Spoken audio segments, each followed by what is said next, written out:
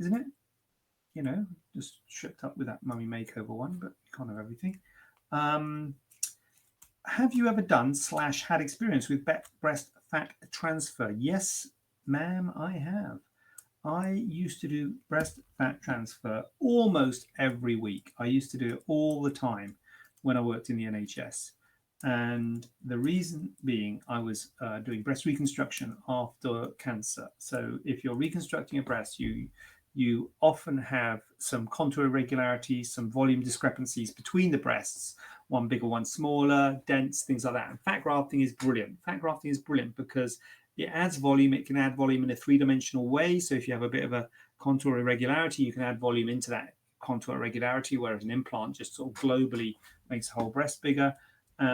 But since I've been doing cosmetic breast surgery rather than reconstructive breast surgery, I hardly ever do it.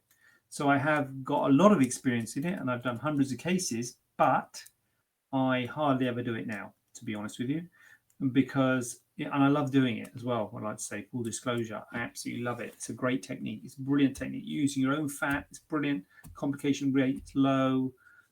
You know, longevity, once it's there forever. It's brilliant. The reason I hardly ever do it is because the results are really subtle. And cosmetically, you're usually having to do it to both breasts. You know, with the reconstruction, you're trying to balance out a volume discrepancy between the two. So you can put all the fat in that one breast. Whereas if you're having to split it between two, the results are subtle. The volumes are low in my hands.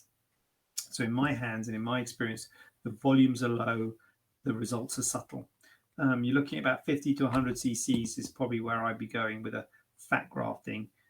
If you want cosmetic augmentation, you could easily go 250 cc's, 300 cc's with an implant, you know, which would mean 5 or 6 operations with a fat grafting, and it's expensive. It's expensive. So it is good, and it's a brilliant technique, but it is expensive and you often have to repeat it. So it's got limitations. So you have to counsel patients about it to make sure that they're aware of that, and therefore hardly ever do it. By the way, anyone who's joined early or joined recently, fat grafting into the breast we're talking about.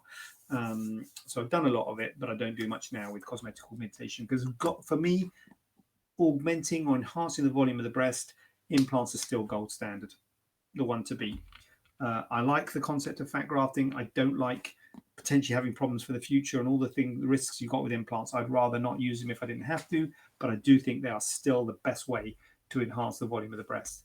And fat grafting is just not there yet, unfortunately, in my view and experience.